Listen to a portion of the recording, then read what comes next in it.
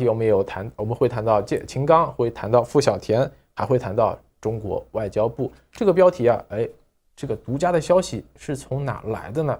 刘建超内定接王毅是怎么回事啊？刘建超这个人物其实比较特殊，他出身于中国的外交系统，但是呢，在之前的一段时间，你翻看他的履历啊，他去了中纪委，一个外交系统的官员去中纪委进行反腐，这个是比较特殊的。那为什么刘建超会内定接王毅呢？他会在什么时候接王毅呢？何斌先生？实际上刘建超在这一次的这个秦刚事件出现之后，刘建超就被内定接了这个王毅，并不是像外电所讲的那样是马超旭。刘海星当然也是有可能，但是相比之下，刘建超是更符合这个习近平的想法，也是在外交系统习近平是接触比较多的一个官员。刘建超你刚才已经讲了，他的这个特点就是一部分时间是在外交部，一部分时间实际上已经离开外交部。这就是习近平想这个改造外交系统的一个想法，就把原来具有一些外交基础的人到地方上去锻炼，或者到中央部委去改变他的这种他的履历他的这个经历用这样一种方式来改造外交部。因为外交部跟其他的部委还是有不同，主要是跟国际社会打交道，所以它的专业性的要求确实是有一点不同。但是外交部长期以这个为理由，成为了中国最具封闭性的一个部门，尤其是在人才的这个流动方面那么这一次后来为什么是刘建超没有接这个部长呢？实际上在公布这个消息之前，我们就独家披露出来是王毅来主管外交部的工作。记得好像是在思想新知报的节目里面宣布的。那么我们为什么没有采纳这个认为刘建超马上接这个外交部长呢？就是理由其实是比较简单的。根据过去几年所发生的一些重大的职位的变化比如说官员被查，基本上都是由或者是主要是由更高级别的人进行经任一段时间。为什么呢？因为这个事情它冲击比较大。如果你来一个新的人一个提拔一个人他把握不了局面比如说我们看到当年的陈希同，他被罢免被免去这个北京市委书记职务，是由当时的魏晋行的这个代理。薄熙来被罢免之后，是由张德江来代理。几个月之后，张德江就成为了政治局常委。魏晋行很长时间是中纪委书记。SARS 事件的时候是2004年是零几年当时候的江泽民的保健医生是这个卫生部的部长张仁康他被免职之后，是由吴仪来接任这个卫生部长，一直到差不多1年以后才由其他人来担任。还有一个是中国人民银行行长当时戴相能被免去央行行长职务，调到天津嘛，好像还是调到什么地方。这个多方面的一个特点，就是说这个部门出了大的问题，有一个高的级别的人来经任，稳住阵脚。你看这经过一个过渡，所以当时内定刘建超，而且消息来源是相当可信的人跟我们提供的，而且好几个消息来源都证明了刘建超就是要接这个王毅。但是我思考了半天判断了半天，或者脑门一拍，我认为可能性并不高。原因就是这个事情是冲击太大，所以我偏向于认为是王毅而不是刘建超。但是根据之前这些案例也显示出来，就是说王毅长期经任的可能性也不大当然我不能绝对排除但是我们根据各方面的人才的评估，现在无非不只是那么几个人，对吧？刘建超、刘海星马超旭，相比之下，马超旭是可能性最低的，刘海星应该是第2号人选除非呢在外面再调一个人过来就是一个真正的完成政治任命习近平似乎在这方面还没有下决心，所以由刘建超这样一半是在外交部分不同系统工作，另外一部分呢又在卫事办呀，在浙江在中纪委他负责抓捕这个通缉这个叫什么红色通缉令的人嘛，是吧？所以用这种方式来初步完成对这个外交系统的调整的可能性非常之大。与此同时呢，我们也得到消息呢，这个关于秦刚的这个调查还是在继续进行中间确实跟我们之前了解的情况大体一样，就是他的问题是由傅小田事件引发，傅小田先被抓了而且确实有安全系统介入在其中因为傅小田在这个国际社会很活跃，那是不是间谍或者是涉及到情报，没有任何这样的消息只是因为他这个事情涉及到外事，跟中国的经济来讲，一旦涉及到外事情报这个安全部介入的可能性就增加了对秦刚的举报之后，是整个外交系统的一次内部政变以王毅为首的一次政变，成功的把这个秦刚给拉下来了所以在一定程度上是习近平实际上是被王毅给将了一军因为主要是王毅对这个秦刚意见很大然后他的旧的势力就开始一起来造反。秦刚在外交部是因为只是得到皇上的赏识对上面他是极尽拍马屁，对下是非常的霸道，结果造成在外交部人心丧失，这是一个根本的原因。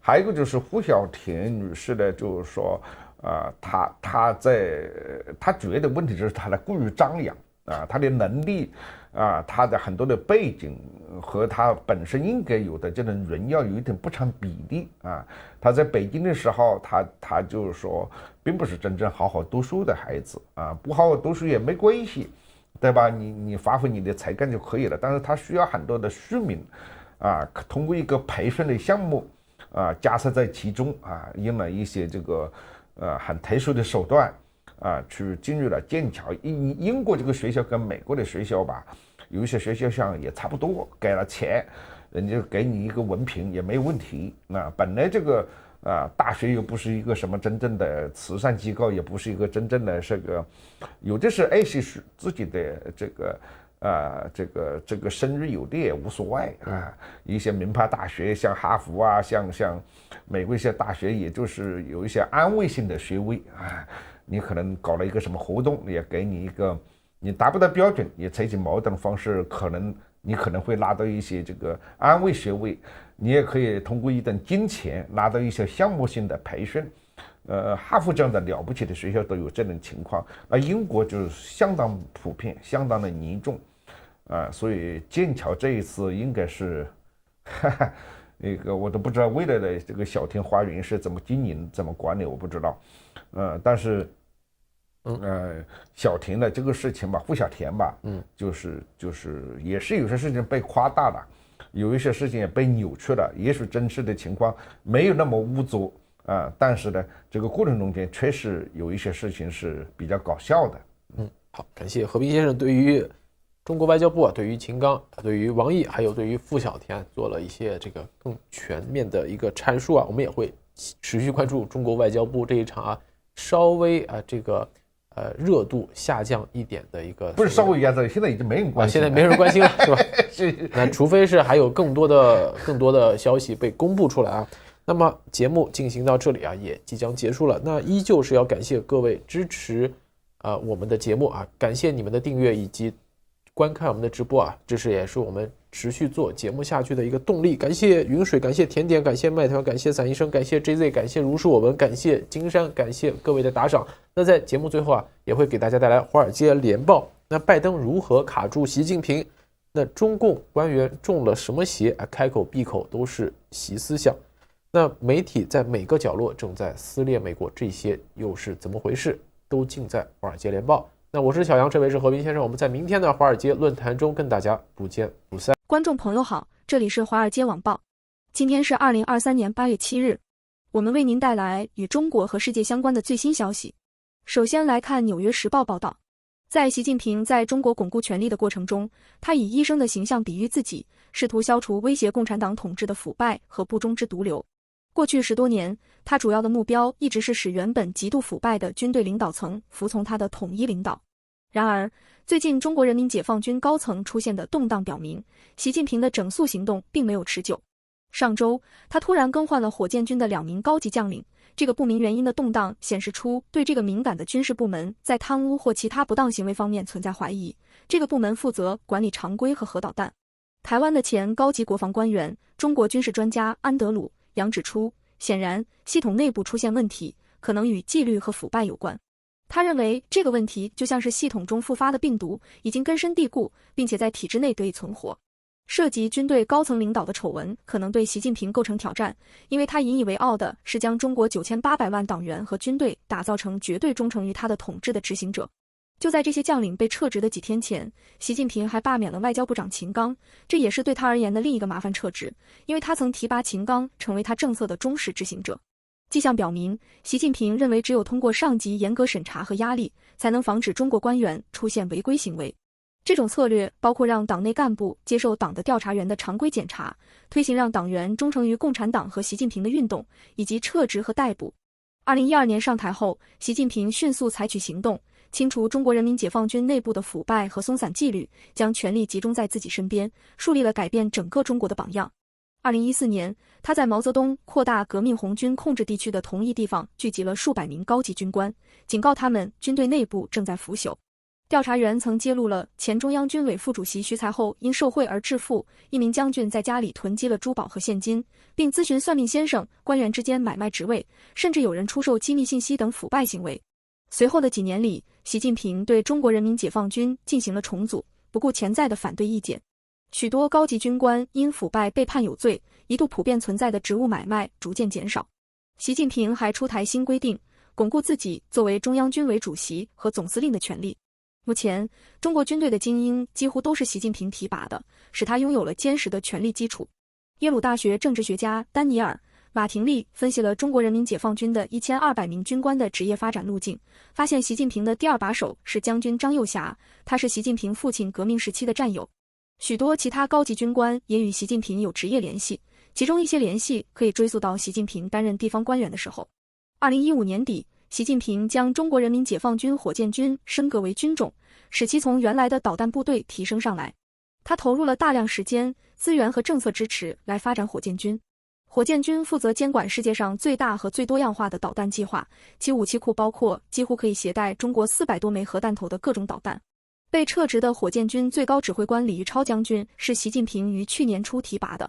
李玉超将军与火箭军政治委员徐忠波和另一名副手刘广斌都从公众视线中消失。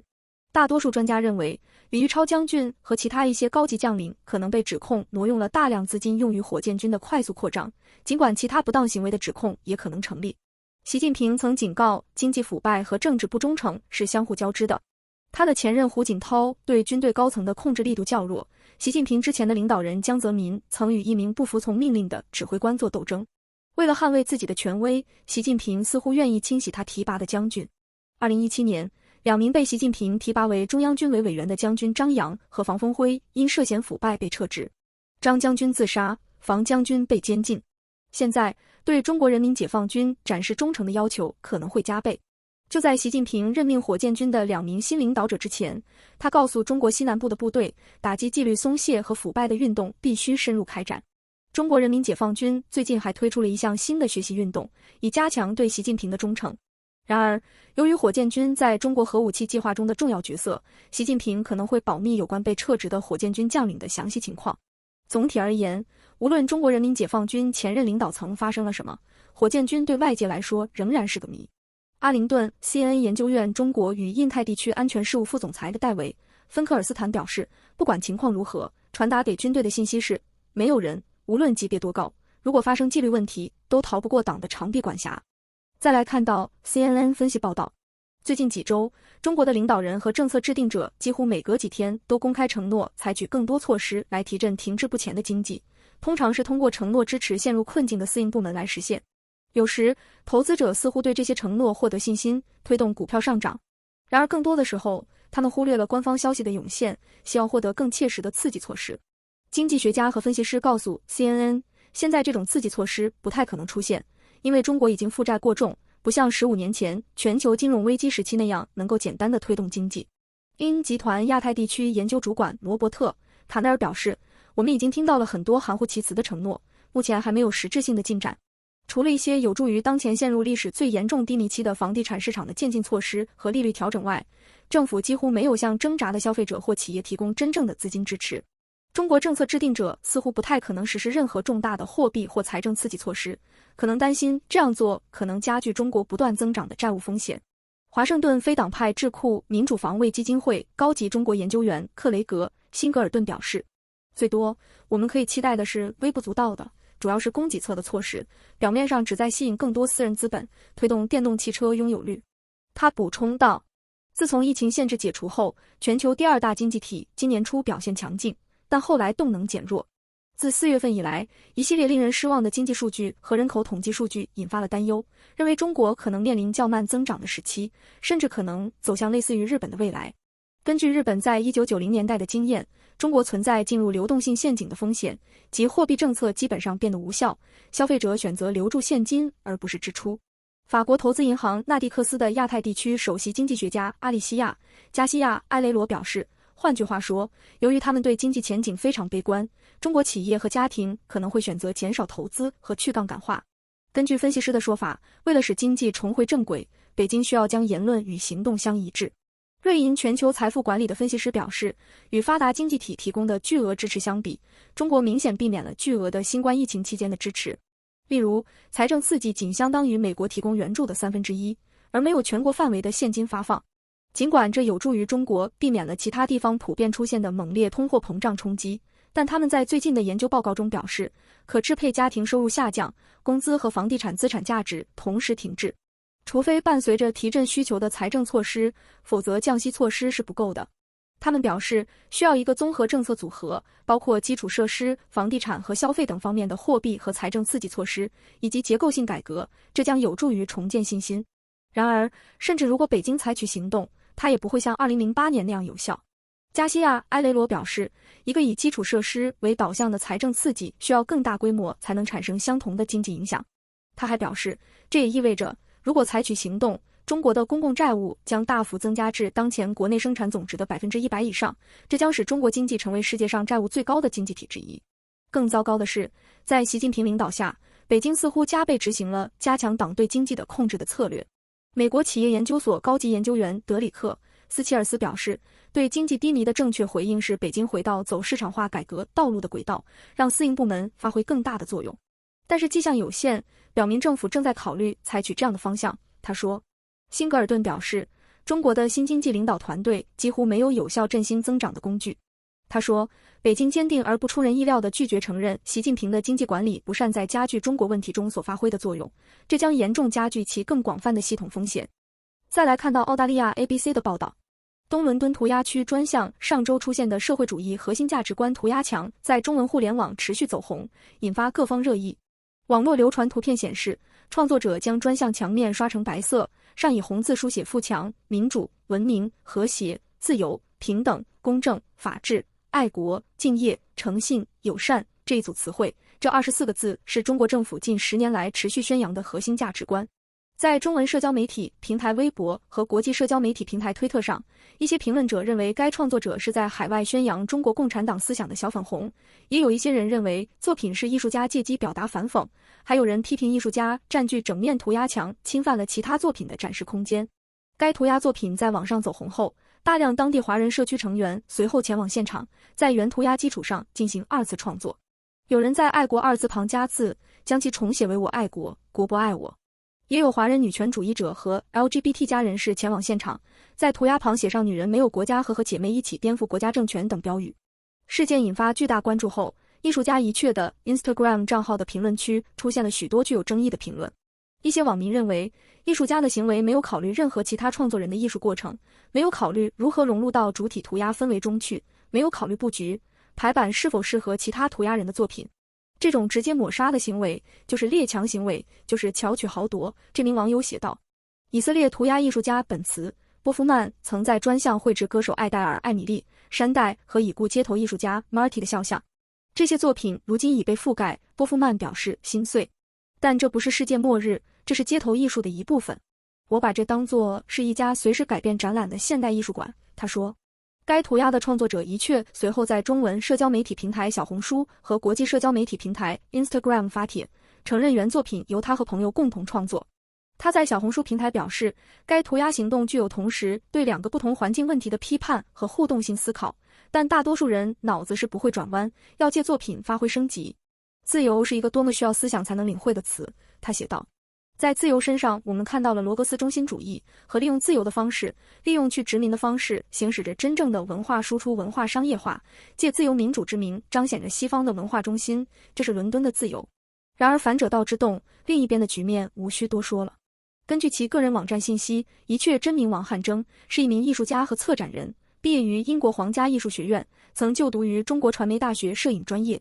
他在简介中称自己是一个捣蛋鬼、批判者和讽刺者。其11小时前发布的 Instagram 现实动态显示，他曾经返回现场查看2次创作情况。一确也在现实动态发布了一张作品简介，其中写道，作品由一群来自伦敦、思想自由的中国艺术家绘制，也故意模仿了这些字体在中国环境中的风格。再来看到这一时段其他要闻，博雷尔在与王毅通话后表示希望加强中欧关系。路透社，欧盟外交政策负责人何塞普博雷尔在与中国外交部长王毅通电话后表示，他希望加强欧盟与中国的关系。两人讨论了即将在北京举行的战略对话，并就尼日尔问题和乌克兰问题极大会议交换了意见。路透调查显示，中国7月出口可能进一步萎缩，进口下滑放缓。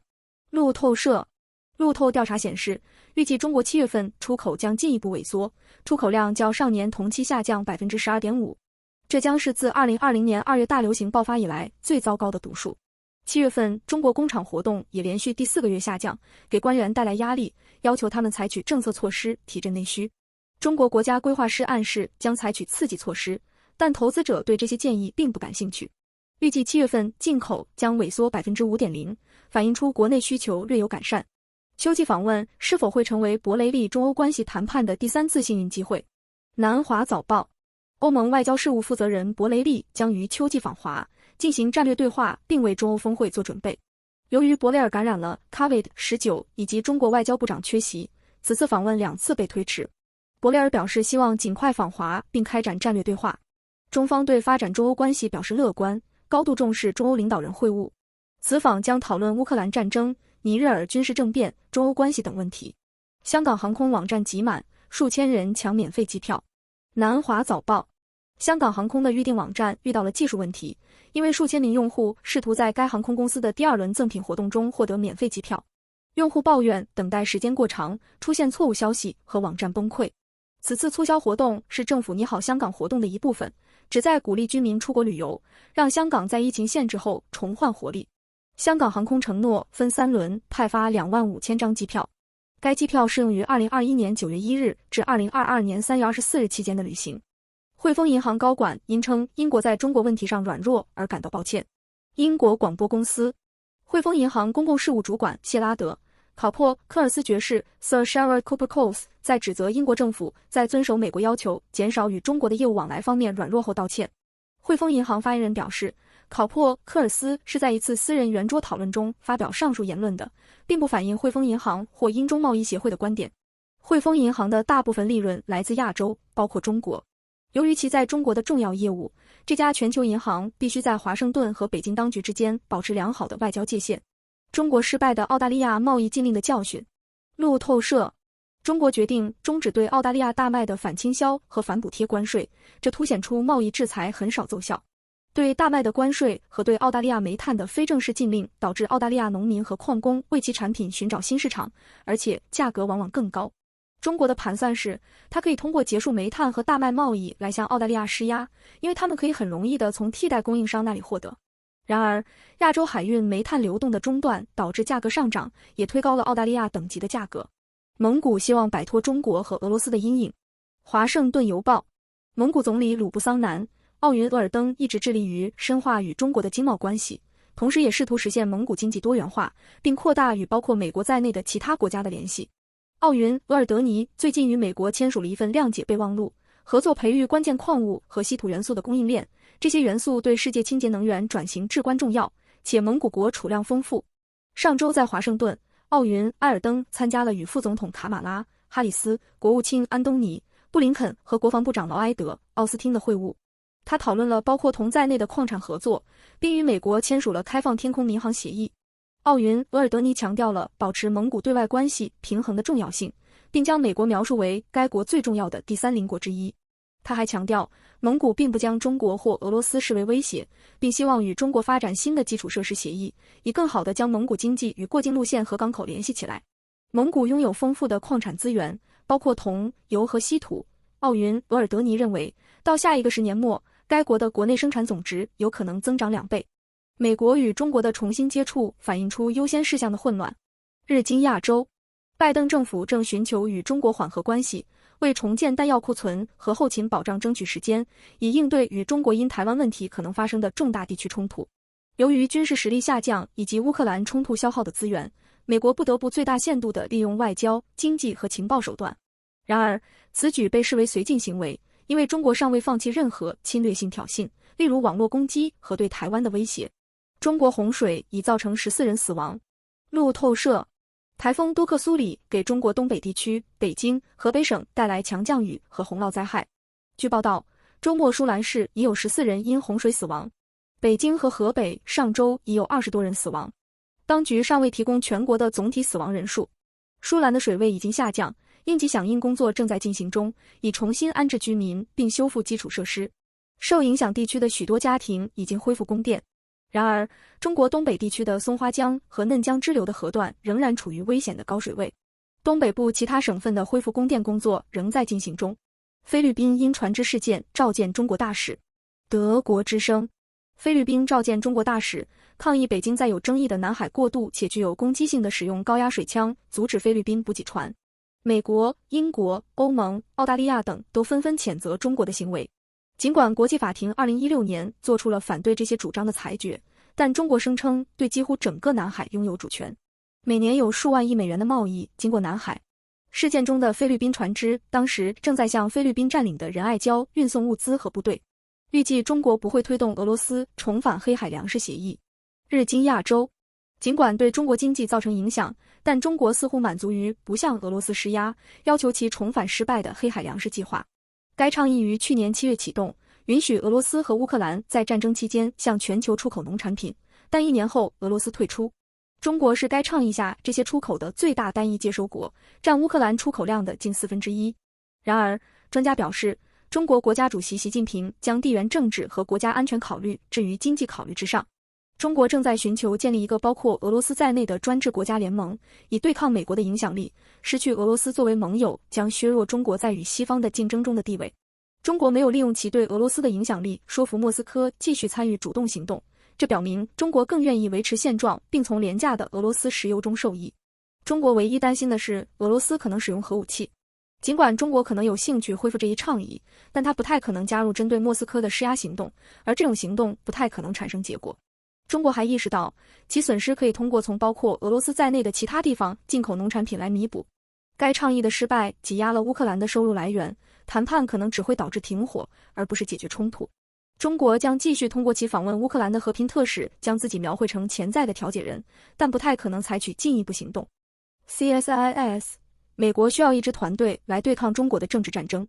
日经亚洲，根据战略与国际研究中心 CSIS 的一份报告，中国的政治战争战略正在上升。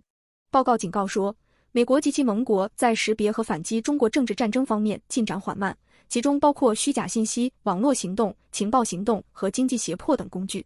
报告建议，美国需要增加对向中国个人和组织提供技术和其他援助并突破防火墙的项目的资源和支持。中国要求菲律宾撤走在南海搁浅的军舰。路透社，中国已要求菲律宾从南海仁爱礁撤走搁浅的军舰。此前，中国周末用高压水枪封锁了2艘马尼拉补给船。菲律宾指责中国海警拦截并用水炮轰击一艘菲律宾军用补给船，据称这是周6为这艘菲律宾军舰执行例行部队轮换和补给任务。部队住在船上。中国海警局表示，中国在获悉近期的供应计划后，已告知马尼拉不要向仁爱礁派遣船只，也不要向该军舰运送用于大规模维修和加固的建筑材料。周一发表声明，据中国声明称，中国还敦促菲律宾恢复仁爱礁，并表示已允许向搁浅的船只运送包括食品在内的生活必需品，并补充说已使用高压水枪以避免直接拦截造成的碰撞。交易员重新评估中国刺激措施的影响，香港股市波动。南华早报，由于投资者权衡中国经济稳增长措施的影响，香港股市波动较大，涨跌互现。恒生指数小幅下跌，恒生科技指数下跌 0.3%。投资者仍然担心当前的刺激措施不足以阻止增长放缓。经方面采取行动，其效果也不会比2008年低，而且会增加中国本已很高的债务水平。中国芯片制造商华虹强势登陆科创板。南华早报，中国半导体公司华虹半导体在上海科创板强势亮相，开盘价为每股 58.88 元人民币 9.12 美元，较52元人民币的 IPO 价格上涨 13%。该股早盘上涨 15%， 收盘时收于 54.86 元人民币。由于需求强劲，该公司上个月在上海证券交易所纳斯达克科创板发行了 4.08 亿股，筹集了212亿元人民币，比最初目标高出 18%。中国芯片制造商华虹在上海上市后大幅上涨30亿美元。路透社，中国第二大芯片代工厂华虹半导体在上海科创板上市后，股价开盘上涨 13%。该公司在今年中国最大规模的公开发行中筹集了30亿美元。华虹股价开盘价为 58.88 元，而其发行价为52元。日本对华立场的强硬引发地区不安。南华早报，日本在最近的一份防卫白皮书中将中国称为最大的战略挑战。虽然分析人士表示，这种强硬立场显然是东南亚的担忧，但他们指出，闭门造车的地区精英可能理解这种做法。日本一直就其防务和安全态势与东南亚国家保持密切沟通，并寻求通过多边参与来缓解任何对抗。该国还计划到2027年将国防开支增加1倍。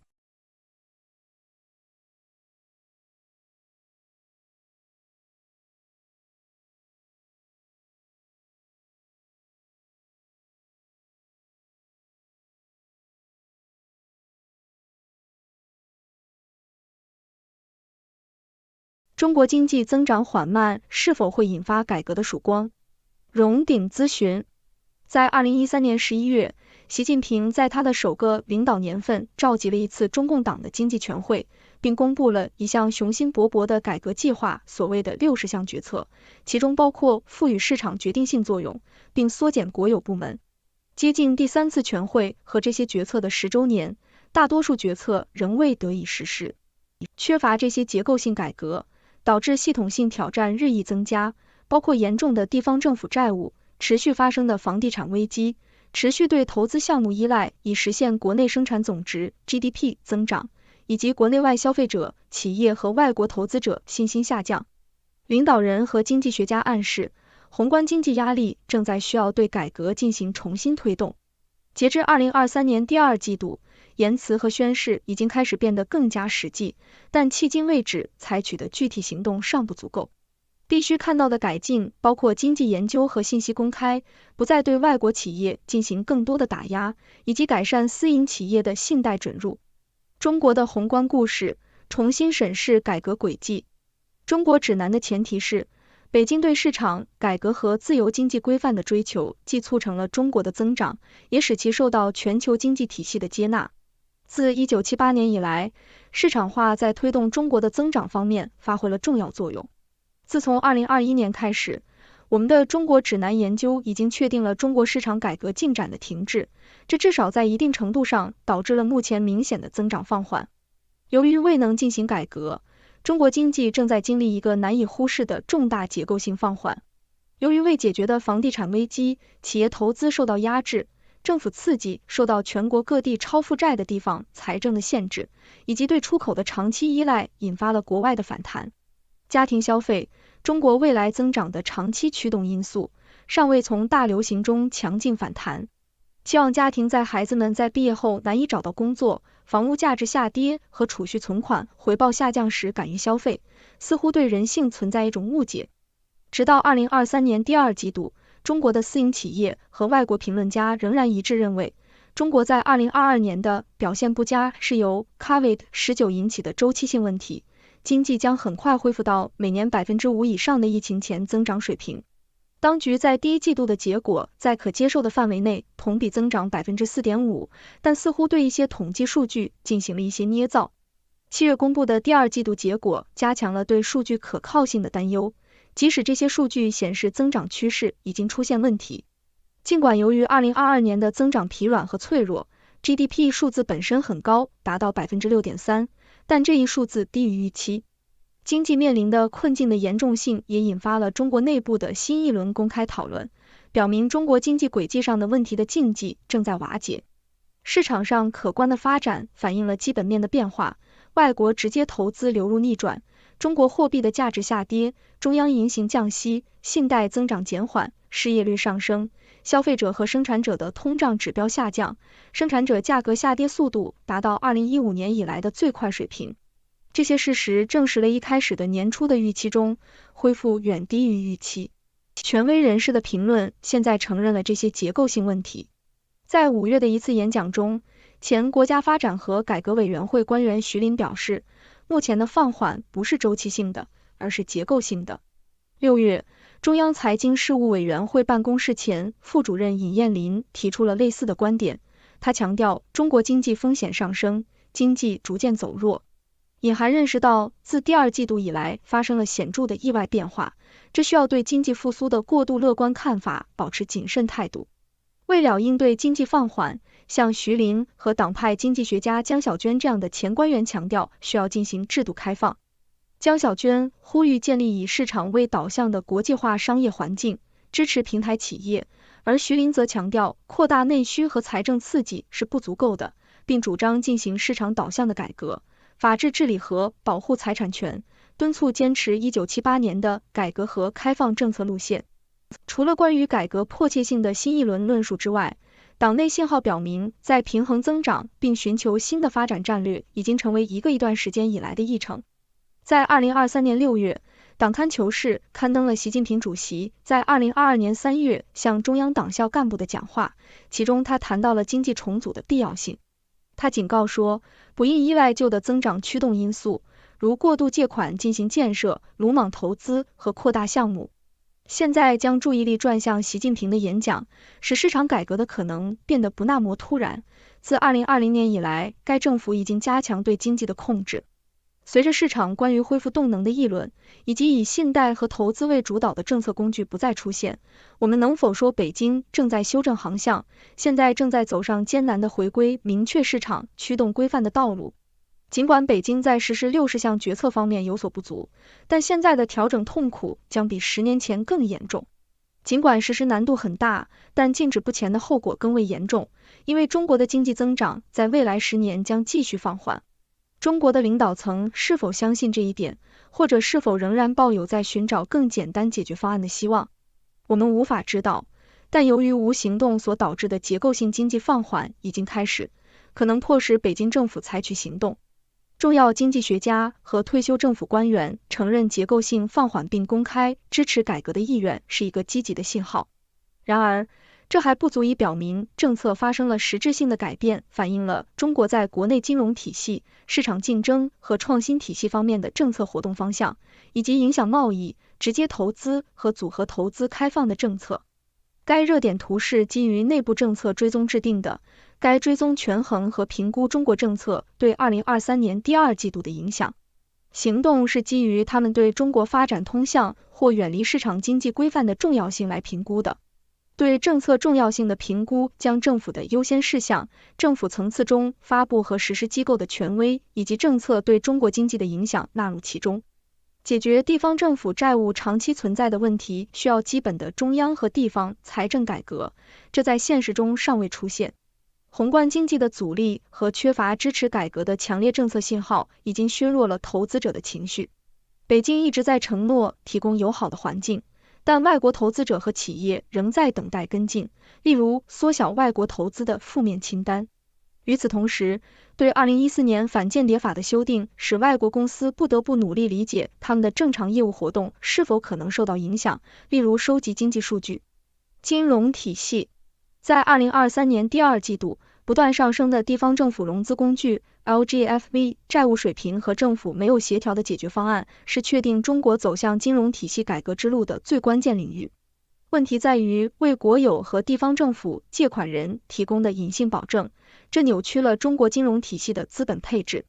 北京现在面临一个选择，将国有、地方政府和私营企业置于更平等的竞争地位，包括可能出现的违约，或者加强国有和地方政府企业的特殊地位。尽管地方债务是一个长期存在的问题，但随着近几个季度地方政府财政困境的上升，这一问题变得更加严重。仅约 20% 的 LGFV 有足够的现金储备来满足其短期债务和支付利息的需求。LGFV 在公开交易的公司债上违约的风险越来越大，各地方政府已经开始拉起警报，一些内蒙古呼和浩特和贵州贵阳的官员甚至公开宣布这些城市的债务水平不可持续，更多地方可能会提出帮助的请求。一个中央层面的应对 LGFV 债务的计划尚未推出。北京似乎没有采取协调一致的方法，尽管在7月的政治局会议上，中国的领导人承诺制定和实施一个综合计划来减少债务。与此同时，中国的国家养老金最近建议资产管理公司出售一些债券，以减少对某些 LGFV 的风险，而不是增加对陷入困境的地方的金融支持。第二季度，房地产部门的持续疲弱加剧了问题。地方政府土地出售收入在2023年6月同比下降了 13%， 在2023年5月下降更加剧烈。中国的地方政府负责大部分政府支出，但只保留了他们征收的税收的一小部分。因此，解决地方债务问题直接影响北京利用财政政策刺激经济的能力。但进行有意义的改革需要转变远离投资驱动型增长，这是中国过去20年增长模式的基本改革，政府目前尚不愿意采取。与此同时，改善私营企业信贷条件并促进私营部门投资的金融体系改革被承诺，但实施有限。国有企业 SO 和 LGFV 仍然承担隐性保证，这在本应公平竞争的市场环境中扭曲了金融体系。这限制了私营企业获得信贷的能力，并使他们在资本市场上面临不平等条件。去年下半年以来，人民银行一直在实行较为宽松的货币政策，并削减了银行的净资本规模。然而，目前没有证据表明这些举措已经转化为实际的信贷增长，特别是对私营部门的信贷增长。回顾2015年的经验，该政府无法实现对大型国有企业进行实际的结构性改革，同时保持增长，该国的金融体系混乱，甚至影响到全球市场。中国金融体系的问题加剧了扩大不平等、促进创新、鼓励市场竞争和实现可持续增长等目标之间的矛盾。解决这些问题的能力在北京的日程上将是决定性的，特别是在当今国际环境变得更加不稳定的背景下。政策追踪的政策类别数量正在增加，对政策的重要性的评估也在变得更加复杂。尽管经济增长目标可能从以往的政策制定中减少，但国家对经济的控制将增加，并且它将开始寻找新的方式来保持稳定并实现可持续的增长。国家发展和改革委员会将成为新的政策协调机构。国务院提出了一项新的政策，该政策呼吁推出减税降费，但具体措施尚未确定，因此不会立即实施。然而，对税收的承诺表明，国家将继续提供积极支持。与此同时，国家可能会实施新的环保和能源政策，以减少经济增长的强度。最终，中国的经济前景取决于能否实施真正的结构性改革。尽管中国已经成为全球经济体系的重要组成部分，但其经济体系仍然面临住严重的内部问题，需要长期、持续和果断的政策行动。如何解决金融体系扭曲，提高私营企业信贷准入，减少地方政府债务，加强知识产权保护等问题，将决定中国经济是否能够实现稳健、可持续的增长。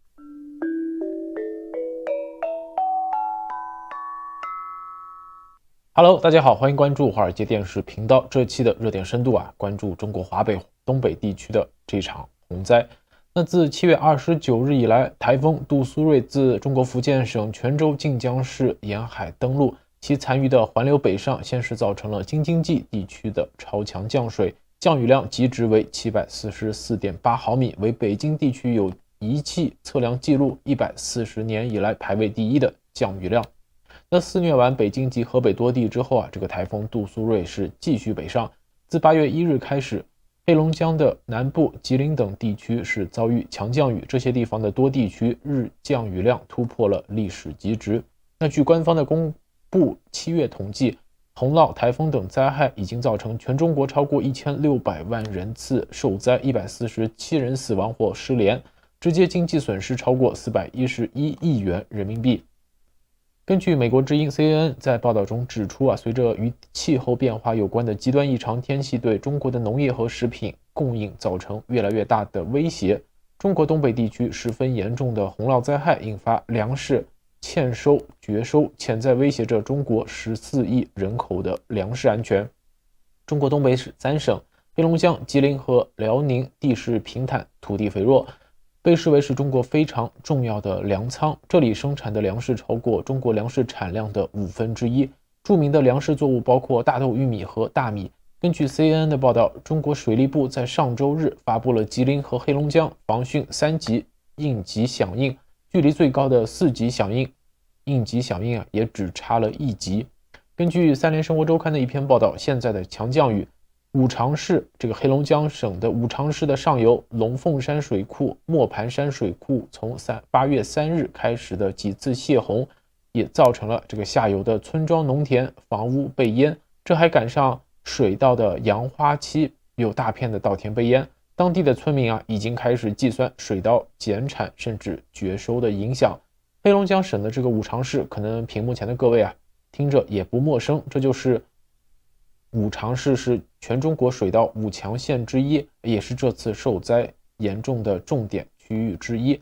水稻种植面积在这里占哈尔滨市的1/4，有水稻王国的称呼，以特级优质大米的出产地而闻名。那据黑龙江气象的信息，自8月2日凌晨起，黑龙江部的南部连续出现强降雨，五常市单日最大降雨量为 145.3 毫米，打破了当日降雨量 49.9 毫米的最高纪录。而整个东3省地区多地出现强降雨，五常、上至海陵、牡丹江、龙江等30个站点突破历史日降雨量的极值。那根据中国另一个官媒人民日报的报道，在黑龙江省的省会哈尔滨，有超过 16.2 万人被迫转移和撤离，而洪水还损毁了9万公顷的农作物。而新华社的报道则说，在上至是60年不遇的强降雨天气，是摧毁了超过42575公顷的庄稼。中国农业农村部在上星期就警告说，最近连续袭击中国的卡努和杜苏芮2个台风引发的持续强降雨天气和造成的水灾，有可能对中国的农业生产造成严重的影响。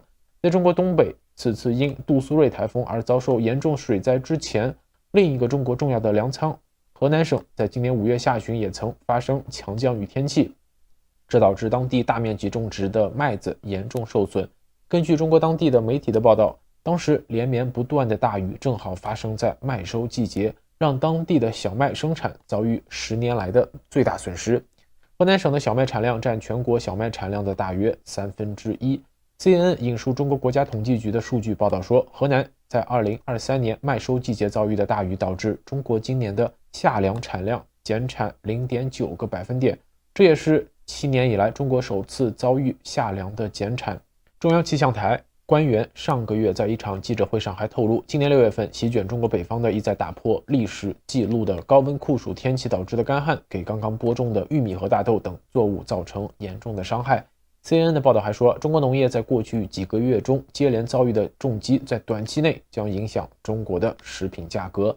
CNN 还引述了习近平在今年3月与《求是》杂志社发表的一篇文章中的话说，农业一出问题，我们的饭碗就端在别人手中，我们将依靠别人吃饭，这样我们怎么实现现代化？而在吉林的舒兰市也是这次暴雨成灾，强降雨导致当时这个城市的6人遇难，包括舒兰市常务副市长骆旭东、舒兰市的武装部政委周坤训、骆旭东秘书、司机等4人在抗洪救灾中是不幸殉职。根据吉林市发布的微信公众号在当地时间8月6日晚间发布的消息，舒兰市抗洪抢险指挥部称，此前赴舒兰市开元镇、金马镇抗洪抢险过程中遇险失联的骆旭东、舒兰市人民武装部政委周坤训、吉林市水利水电规划院高级工程师倪峰于8月6日分别被找到，已无生命体征，因公牺牲。舒兰市的抗洪抢险指挥部也说舒兰市各个水库主要河流水位在周日开始回落，保持在安全运行的水平。那截止到8月6日的当晚10时，这一次的强降雨已经造成该市14人遇难，1人失联。根据中国官媒新华社的报道，舒兰市转移撤离的居民高达18000人。那么另据新华社媒体的报道，解放军北部战区陆军第78集团军某合成旅任务官兵是紧急出动了1000人，携带100余辆各类的通用车辆、工程装备和无人搜救装备，分批次前往舒兰市开元镇、七里乡等地执行清淤和搜救的任务。公开的简历显示这个骆旭东现任舒兰市的市委常委、常务副市长，协助市长分管负责发展和改革财务、人力资源和社会保障、应急管理等方面的工作。骆副市长呢是主管应急，可能也是这个城市防汛指挥部门的负责人。有监控也拍下了这个骆副市长在遇险之前的这个最后的一个影像。但是现在这样的人安全也不能保障，是应急准备的问题还是应急响应的问题这里也得放一个问号。那再把目光放到东三省南面的京津冀，中国政府称此次强降雨是首都北京自有仪器测量记录140年来的最大降雨量，但雨停之后，人们发现北京的大部分地区都并非受影响最严重的地区。不过出现这个结果的部分原因是官员们为了保北京，将洪水泄到了其他的地方。据中国官媒的报道，在紧邻北京的河北省，官员为防止北京和天津的河流和水库泛滥，打开了让洪水流入该省7个低洼蓄洪区的防洪闸和溢洪道。河北省的省委书记倪岳峰就说，他下令有序启用泄制洪区，减轻北京防洪压力，坚决当好首都的护城河。这种做法导致河北涿州的洪水泛滥进一步严重，该市已在艰难地应对附近河流决堤造成的河水漫出的问题，而涿州的街道和居民区又变成了被棕色泥水淹没的湖泊，水深高达6-7米，毁坏了房屋和各种各样的企业。中国涿州的洪水泛滥引发了广泛的愤怒，部分原因是救援行动最初来得很慢，导致许多居民被洪水围困。幸存者还抱怨说他们没有得到有关泄洪的充分警告，并对他们的损失是否会得到补偿表示怀疑。愤怒的情绪尤其是集中在河北省领导人身上，人们认为他们更关心的是讨好北京的国家领导人，而不是保护本省的数百万居民。在审查机构开始压制网上的相关讨论之前，这个省委书记倪岳峰的一句护城河说法很快成了一个浏览量迅速超过6000万次的话题标签。该说法似乎也反映了他对河北省居民遭受的损失漠不关心的态度。更不寻常的是，这个涿州市的受损非常严重，而涿州市委书记蔡伟华和市长李宪峰等主要官员一直保持失踪失联的状态，自始至终没有公开露面表态，甚至有人在社交平台上做了寻人启事的视频，要找到2位当地的官员。与此同时，8月5日，中国官媒包括人民日报、新华社、央视发出题为风雨同心，人民至上的长篇文章，高度赞扬习近平指挥北京防汛抗洪救灾。文章指出，习近平在水灾前的7月25日至27日，在四川考察中已经密切关注汛情要求，全面落实防汛救灾主体责任，做好防汛抗灾救灾各项应对准备工作，并派出副总理张国清赶赴门头沟这个地方指导灾情的处置。而没有领导现身视察，官方的媒体就少了很多宣传的材料。在8月3日，河北共青团在微博发了一条转自河北日报救灾一线的视频，说的是因连日的劳累一名小战士在吃饭时吃着就睡着了。视频在网络传开之后呢，有细心的网友一看，这位小战士正是3年前人民日报发布的江苏无锡防汛救援的那位吃饭吃睡着的那位小战士。这个新闻在网络引起了一片哗然，这是一条乌龙新闻，而且乌龙的含金量达到了24K。后来到8月5日的晚间，作为河北共青团信息引用来源的河北日报发布了一条微博疑似为上述的乌龙事件致歉，但是他也没有说是什么样的乌龙事件。再来说到，其实在这次水灾中受到影响要小得多的北京市，本来在灾难面前要扮演着救死扶伤角色的红十字会这样的组织，在这次的水灾中又再一次扮演了一个比较滑稽的角色。在7月底，台风杜苏芮带来了连续强降雨，北京西部的房山、门头沟区水灾严重。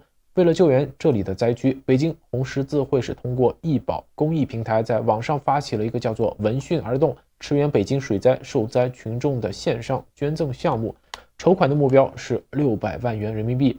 有人呢后来就浏览了一下捐款的明细，发现大家很多人捐的都是0.01元。留言更是有点阴阳怪气冷嘲热讽说什么捐个锤子、捐个屁、捐个球，永远忘不了郭美美给美美买个包，谨防电信诈骗，这样的留言也是比比皆是。后来可能是觉得这个事太丢面子了，为了反击嘲讽，红十字会是上调了这个能捐赠的最低额度，将0.01元上调到了1元人民币。但似乎是北京红十字会的宣传工作里破绽太多。有人发现北京红十字会发布了一篇报道，叫闻讯而动，北京市红十字系统积极参与防汛救援工作。有人说这个文章配图里有一双不沾泥的鞋，彻底暴露了摆拍的事实。一双鞋的这个细节也暴露了整场戏的方向。这种时候红十字会又要做何解释呢？当我拍视频的时候，北京市红十字会这张出淤泥而不染的照片还在这个他们自己的微信公众号上，有兴趣关注的可以自己搜一搜这个公众号，看看这篇文章以及相应的配图。好了，以上就是今天热点深度的所有内容，更多资讯可以关注六度简报网，网址是6度brief.com， 在上面各位可以订阅各类符合您喜好的简报新闻，有免费套餐，也有更加专业的付费套餐供大家选择。今天的视频就到这里，我们下个视频再见。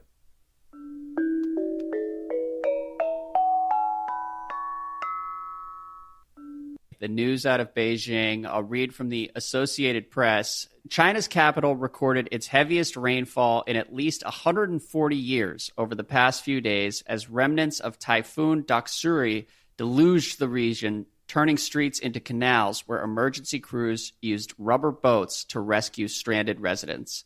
The city recorded 744.8 millimeters of rain, which is 29.3 inches, between Saturday and Wednesday morning. The rain destroyed roads and knocked out power and even pipes carrying drinking water. It flooded rivers surrounding the capital, leaving cars waterlogged while lifting others onto bridges meant for pedestrians. The number of confirmed deaths from the torrential rains around Beijing rose to 21 on Wednesday after the body of a rescuer was recovered. At least 26 people remain missing from the rains. Among the hardest areas hit is Zhuozhou, a small city in Hebei province that borders Beijing's southwest. On Tuesday night, police there issued a plea on social media for lights to assist with rescue work. So, Bill, the reason I read all those details is because I'm trying to give people an idea of how shocking the photos and videos are. Just the details of what actually happened in and around Beijing the past week or so are pretty staggering. What else should we know about what's going on this week? Yeah, it was an absolutely astounding amount of rain that fell. I think in some places, at least in Hebei province, some places might have gotten over a meter. And this is, some of the videos coming out from Zhuozhou and Hebei, where in places the water is like 3 to 4 meters deep, so 10, 12, 13 feet deep. And it's already one of the things that happens in all these kinds of disasters in the PRC is very quickly the information gets limited. There's physical damage to infrastructure. So some places lost mobile signals, lost internet access. There are also places where there are already reports coming in that, for example, limiting sort of what you can post for certain areas based on sort of your IP, like your geolocating you so that stuff isn't getting out. Okay. And so, there's a playbook for how they handle it. There's the ongoing rescue. We're never going to know the exact amount of damage or how many people died. I think as of this morning, it was 20-something people. That's sort of being pretty heavily discounted on social media. Yeah, just that makes sense. The scale of the destruction. The images, right? Yeah. And the other thing that's happened is that because there was so much rain, there's so much water, and it was overwhelming the reservoirs and sort of the flood diversion systems, is they've had to release lots of water, and in some cases they've had to blow dikes, sort of open up channels to let water flow off. And that has led to flooding of lots of a not small number of villages in parts of Hebei. Specifically, I think around the Zhuozhou city and Zhuozhou itself. And that is there's a big dispute over whether or not the residents of those villages were actually notified before this water was released, whether they were notified but they ignored it. Regardless, there's a lot of places that got a lot more water than they would have just from the rain because they were sort of in the path of the diversion of water to keep it away from more populated areas. And specifically, it sounds like one particular city that is near and dear to Xi Jinping's heart. Interesting. Yeah. I mean, you sent me a Bloomberg story on Thursday outlining some mounting backlash among flood victims. And Bloomberg writes, residents of areas hit hard by recent flooding in northern China have taken aim at a key Communist Party official, saying he sacrificed their safety to protect Xi Jinping's flagship projects, a hashtag playing off a comment by Ni Yufeng, the Communist Party boss of Hebei province, had more than 80 million views on Thursday. Many people expressed anger at Ni because he called for cities in the province bordering Beijing to resolutely play a good role of moat for the capital. So I can understand why that would inspire outrage. What did you think of that story?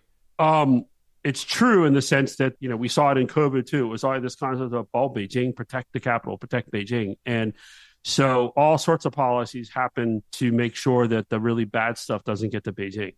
And so there's no question that that is how officials, especially, Beijing is actually surrounded by Hebei province. And there's no question that that is always a role for Hebei, is to make sure that it can help protect the capital.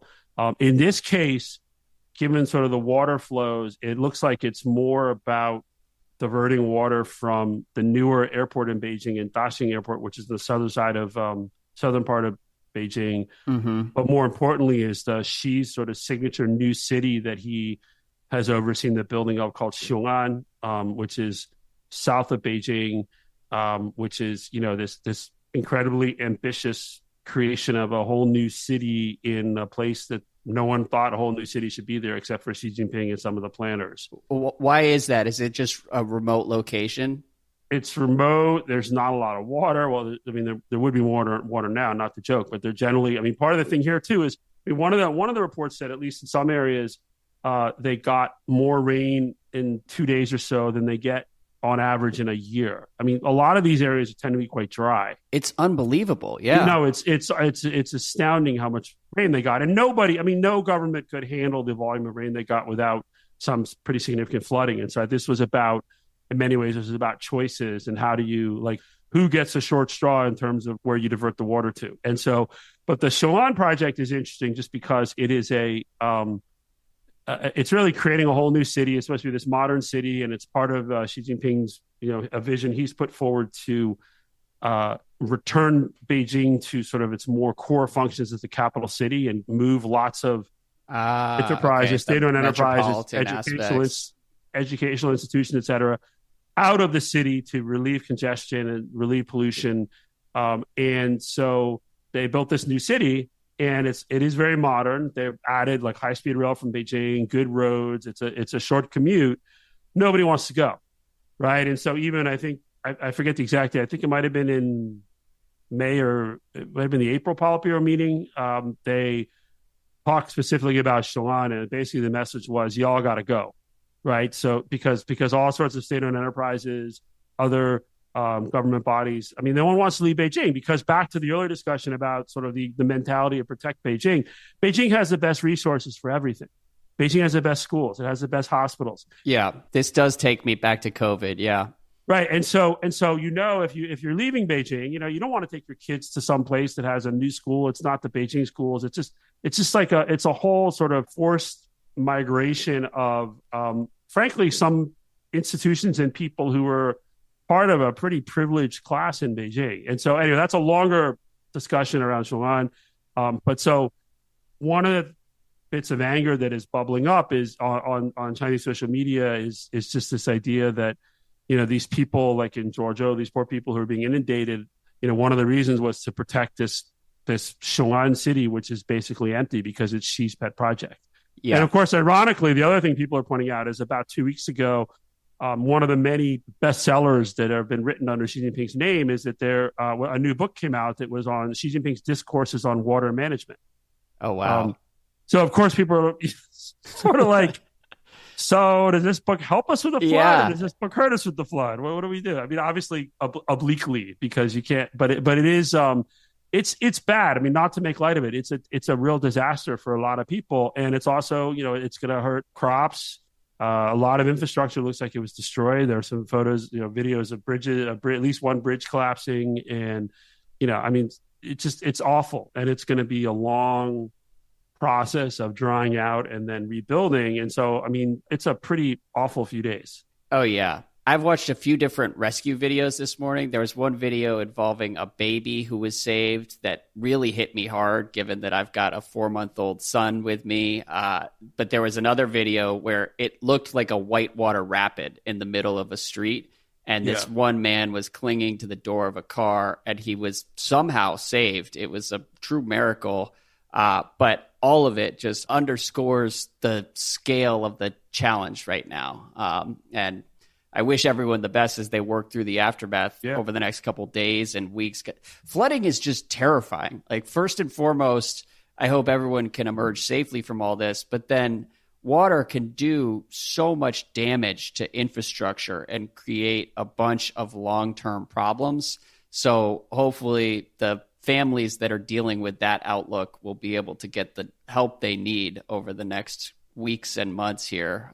But do you have any final thoughts? No, it is terrible, and it is going to be, we'll see the playbook play itself out in terms of how they manage the response, both in terms of rescues and recovery, but also control of information. I mean, there was a large flooding in Zhengzhou, Henan in 2021, just basically about 2 years ago, and several hundred people died.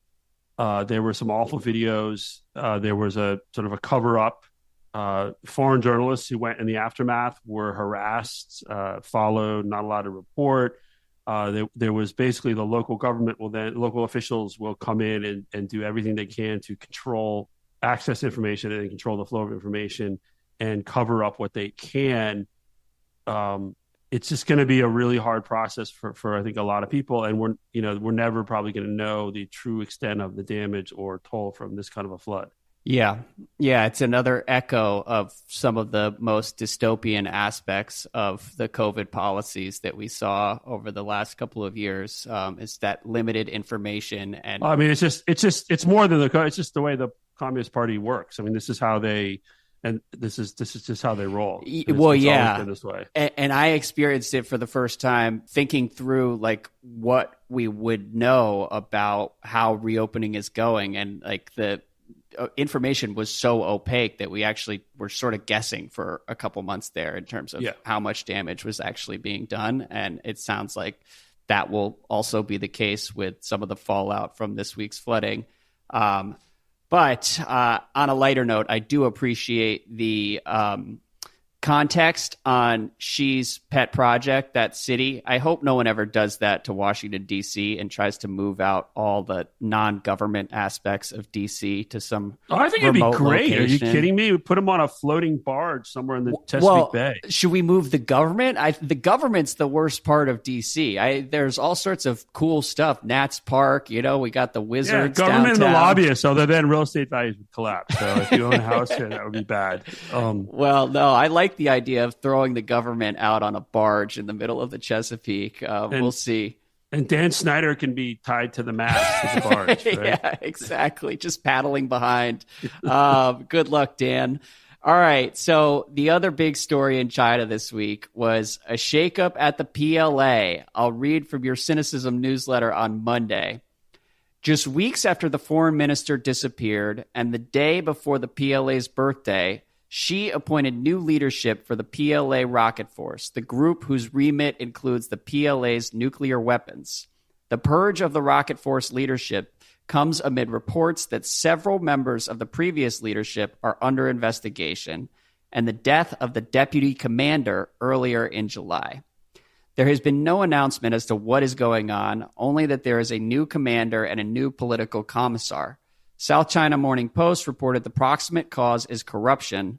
The Financial Times cites two senior foreign government officials saying that the former leaders are under investigation for, quote, leaking military information. So, Bill, we've referred to this a couple times over the last few weeks. What's your reaction to what's happening here as more of this becomes official? So first, I should correct something in the what I wrote in Cynicism earlier this week. It was the former deputy commander who died. Okay. And we don't know why he died. There rumors were that he killed himself. Rumors were that he had cancer. We don't know.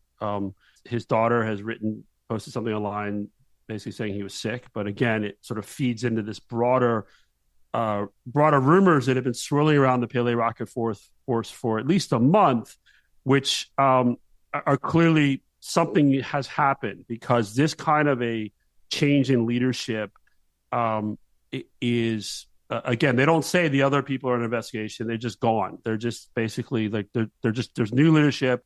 What's interesting too is the new leadership did not come from the rocket force, and so it's a very interesting. Like, it just looks very strange. And so it's pretty clear something has happened that has caused a purge. And again, we don't know what is going on below this level in terms of, again, there are other rumors of more junior officers being under investigation, some senior commanders being under investigation. We just don't know, but we can definitely, from just this personnel move, this is abnormal in terms of timing, in terms of who it is, in terms of the structure. Something happened. And so, the nuclear weapons build out there, there's a lot of money being spent on building out the nuclear weapons infrastructure. And so it would not at all be surprising in a sort of a normal place that there would be some significant opportunities for graft. What is surprising is that 10 years into Xi Jinping's really, I think overall, what it looked like a pretty successful attempt at reining in corruption in the PLA and cleaning out the upper ranks of the PLA, that if this is really about corruption, that this is a massive failure of that effort. And really, one of the first sort of obvious signs of, again, if it's about corruption, one of the first obvious signs we've seen of that campaign not being nearly as successful as it has been portrayed publicly is this. And you really, when you look at what sort of Xi's priorities are, it's pretty remarkable that it's in this rocket forces, which is really where, especially the nuclear weapon side, it's a hugely important strategic priority for Xi Jinping and the PLA. And so we're still left scratching our heads what's really going on. It could be corruption. It could be, one of the rumors had it that the now removed commander, his son has been in the U.S. and his son was leaking information to foreign intelligence. You never know. The other rumor, again, linked up that Qin Gang was involved, the former foreign minister, because he helped his son in the U.S. There's you got to be really careful. These rumors really get a life of their own. But the rumors around the rocket force, at least it's interesting, is that, again, where there's smoke, in this case, there's fire. Something's going on.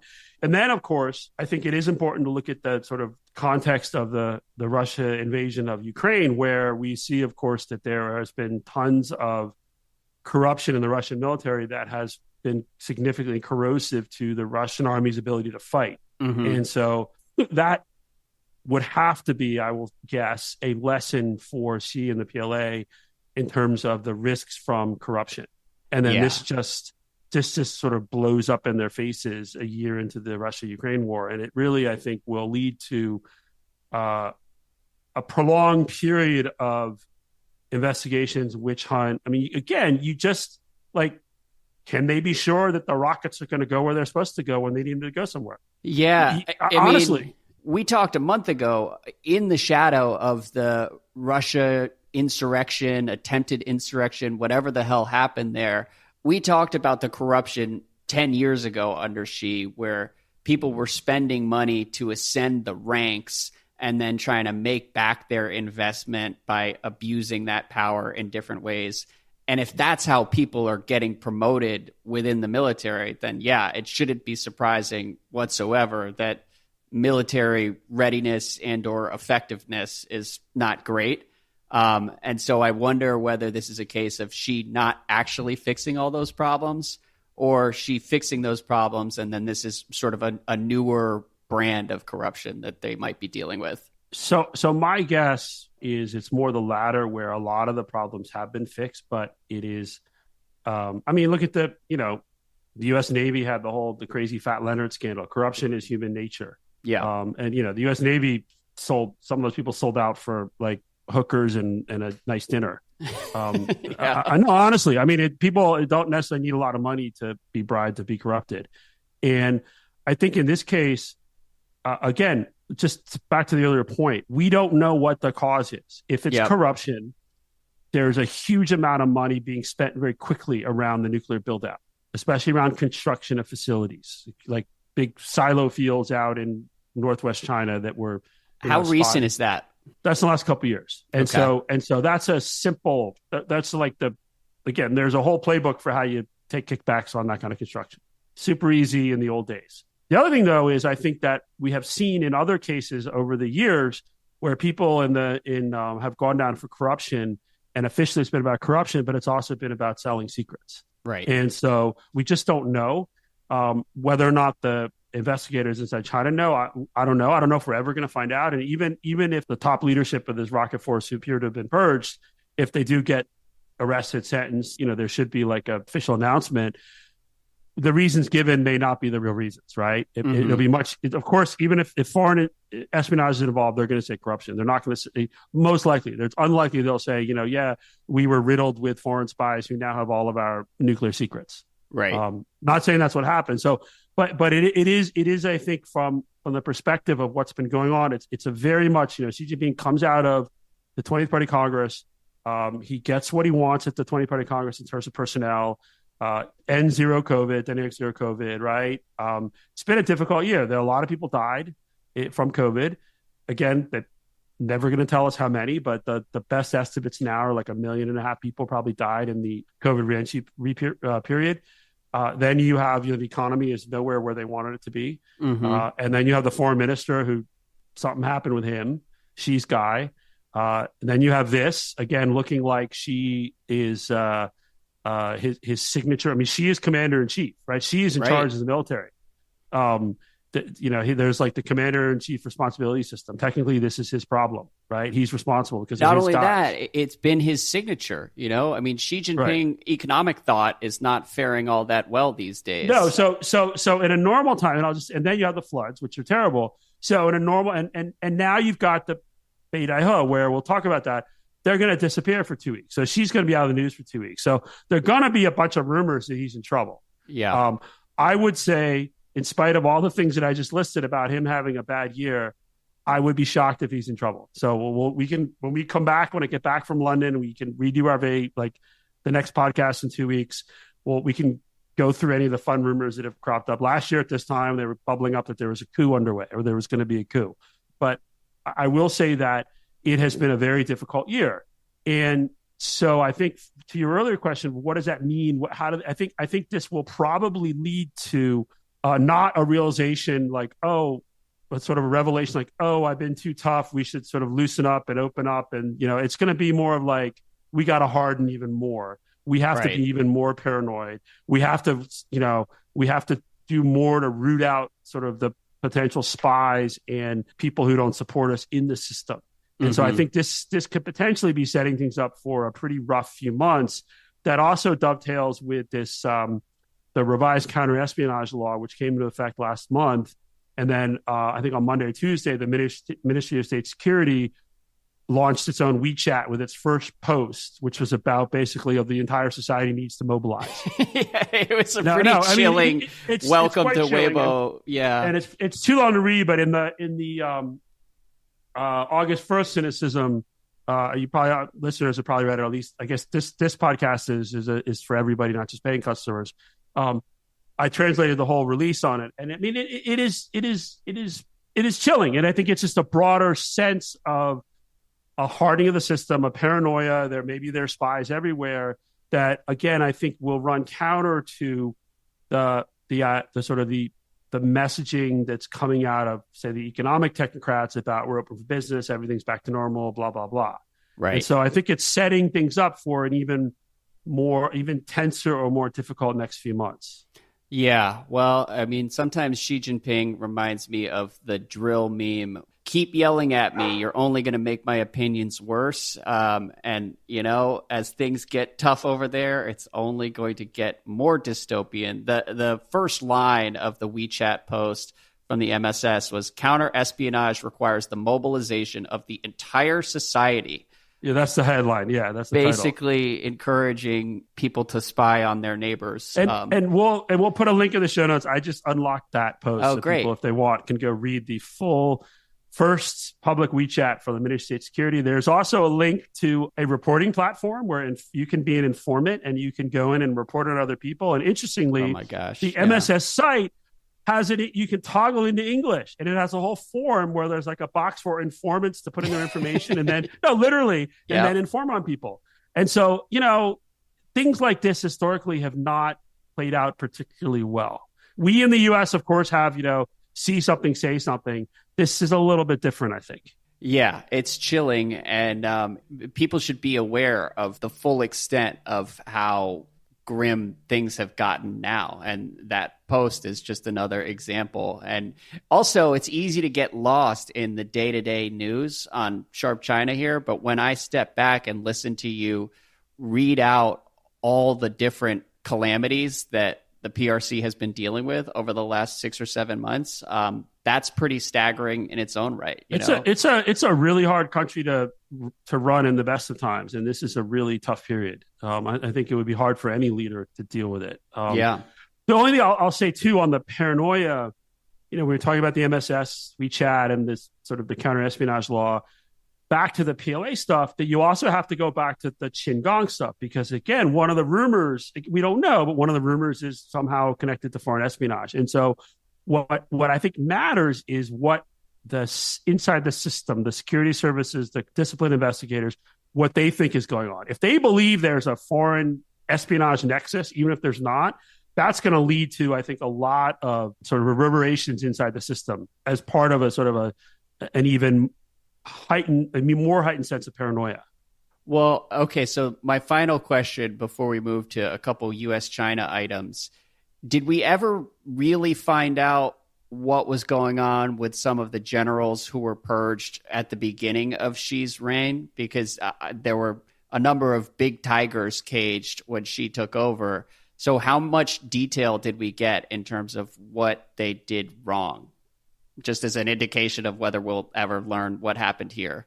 We got a lot of reporting on how corrupt they were, a lot of reporting and how they sort of corrupted the system because they were taking bribes and their subordinates were taking bribes for promotion. So they were effectively, you know, you couldn't be confident the PLA could fight. You couldn't be confident that some of the weapon systems actually would work. Okay. Part of that, too, was they weren't Xi's guys. Right, they were promoted by other leaders, so it was all sort of wound up in real corruption had to be dealt with, plus power consolidation. This now it does not. There's no reason to think this is about power consolidation. Right, because given what she's on his third term, we're out of the 20th Party Congress. This is really more about corruption and or something else. And I think the corruption. Again, it's very possible it is just corruption, because the sums of money are staggering, and it's just not that hard to siphon off a few tens of millions of dollars, especially if you got a kid overseas. Yep. I mean, it was quite common, people's kids overseas, and all sorts of stuff got paid for: college education, houses, cars. I mean, U.S. companies used to do that. So-and-so bureaucrat's kid would be, oh, my son's in, going to NYU or wherever. All of a sudden, son would have a car. Some large company would take care of it. Yeah.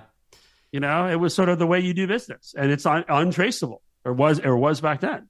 Well, it's not now, much to the chagrin of a couple PLA leaders. Perhaps, who knows what the hell is happening, actually. Yeah. But a few quick U.S.-China updates here. One note, I don't know whether you had any follow-up thoughts on the Intel lobbying conversation we had last week, but I will highlight for everyone that we discussed that story on Sharp Tech as well this week, and Ben gave a good 360-degree view of what's going on there from Intel's perspective. We can link that episode in the show notes and people can check it out. It released this morning. So, Bill, I'm sure you haven't had a chance to listen to it. No, so what did he say? What was like the high level summary? Well, so the high level summary is we had a fascinating discussion of China's push into the legacy chip market and the trailing edge chip market and some of the concerns that's inspiring around the world.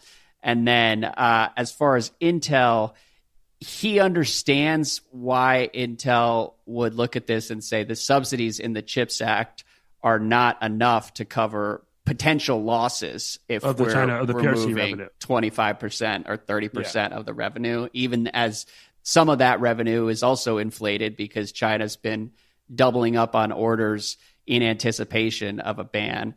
At the same time, he did say that he finds some of the public comments pretty distasteful. So again, there's a lot of nuance to this particular story. And I will say we have a wonderful group of Sharp China listeners, including some senior executives in the semiconductor industry. And I heard from one, had a long conversation after our podcast release last week, who called to assure me that there was no such sort of campaign as had been rumored. You know, we talked about this, sort of the rumor that was going around DC about some efforts to change the narrative. And this person said that rumor is wrong. Okay. And, you know, it is DC. It is very interesting that some version of that, again, like Beijing, these rumors go around. And the fact that they're out there is kind of interesting. It is interesting just because it's part of the firmament.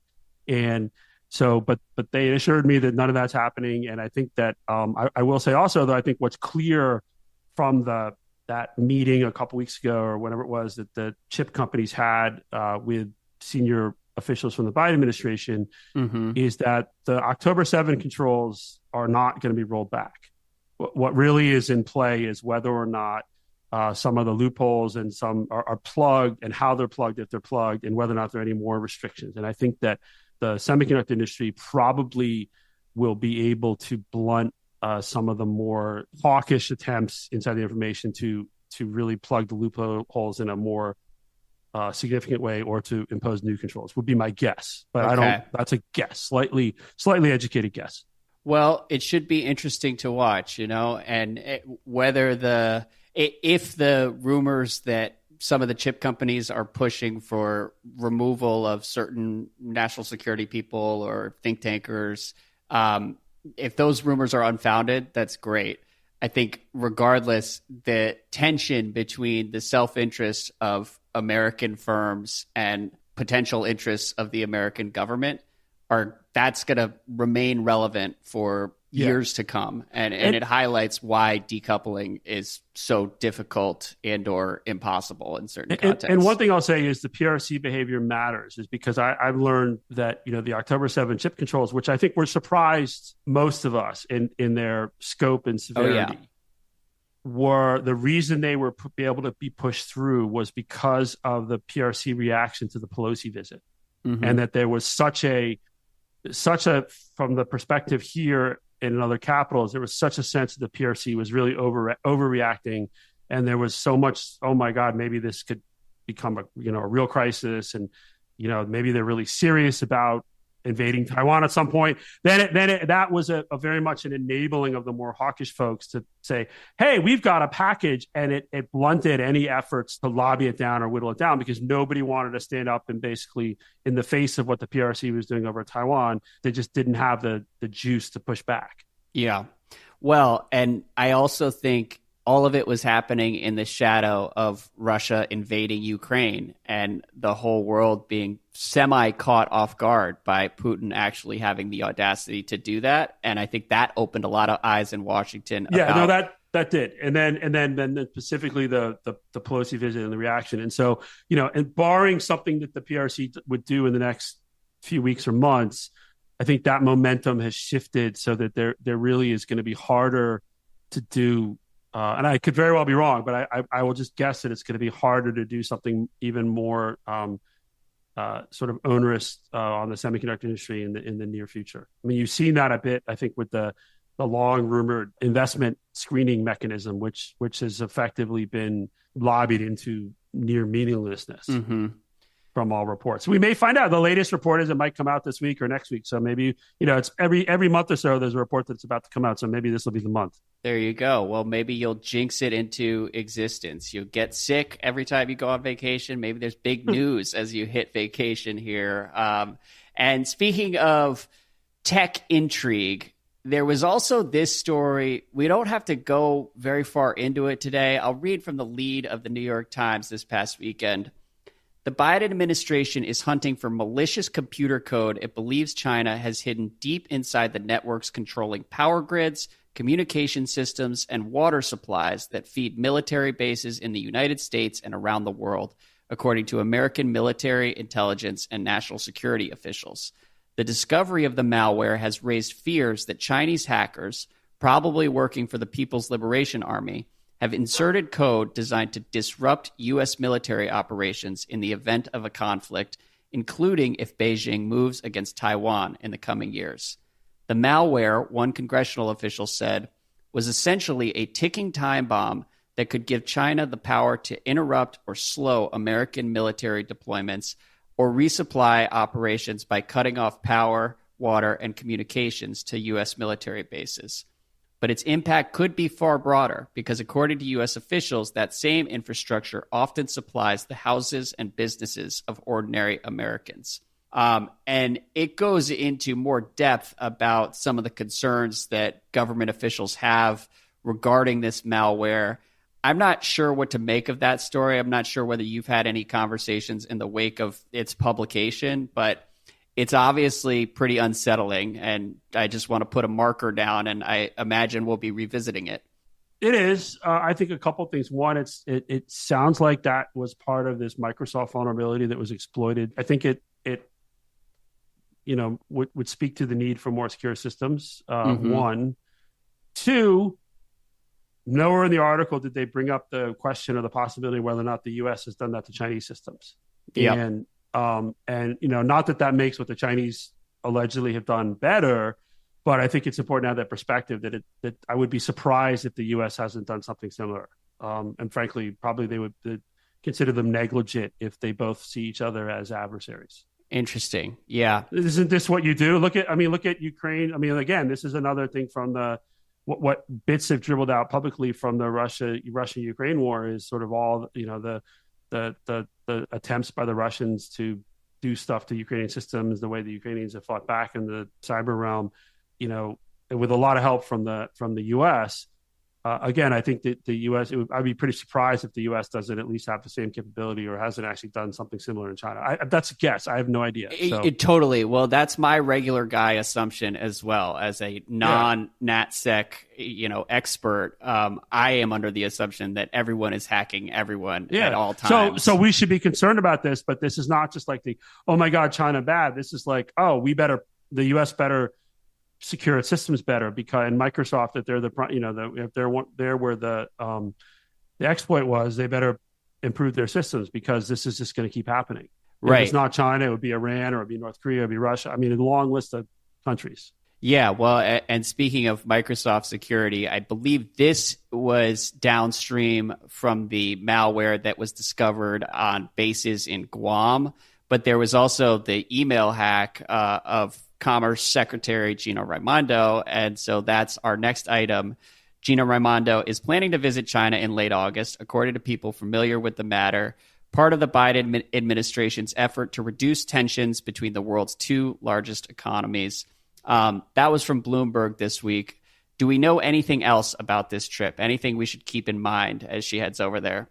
I mean, the only thing is so far Bloomberg reported it, but it's also other people have talked about it. It's just that there are very limited expectations for any deliverables. And that, I mean, the Bloomberg piece did mention that the secretary was kind of wondering why go if I'm not going to get anything like my predecessors basically got nothing when they went, or not my colleagues, not predecessors, my colleagues, Secretary of State, Secretary of Treasury, Climate Czar Kerry, they basically came back with little to nothing in terms of deliverables. And so I think that the Commerce Secretary, again, it's a valid question. I think that the answer is that the president wants her to go, so she's going to go.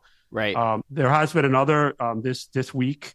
If you remember when Blinken went, there was a big hubbub online. I think we talked about it in the podcast when he got off the plane. There was no red carpet, there were red lines, and he was greeted by a quote unquote junior official. A lot of great Twitter. Yang Tao, who was the head of the North American, the Director General of the North American Department, what's it called, MEDAS, at the Ministry of Foreign Affairs. And, of course, the commentary was wrong. It was like normal protocol, whatever, but that's sort of, there's reality, there's uproar, right? It's sort of not always the same. Mm-hmm. So actually, this Yang Tao has been in D.C. this week, and he met with the senior State Department official who deals with China. He met with the senior National Security Council director who deals with China. And then he also had a meeting with the senior Department of Defense official who sort of deals with China and Asia. And so that's interesting. I think the U.S. also extended one of the outcomes of the Blinken visit in June was that Qin Gang, then Foreign Minister Qin Gang, was invited to visit the U.S. And the hope was he would come August, September timeframe as part of this sort of putting the floor to the relationship, but also as part of laying the groundwork for Xi's visit to APEC in November. And obviously, Qin Gang is not coming.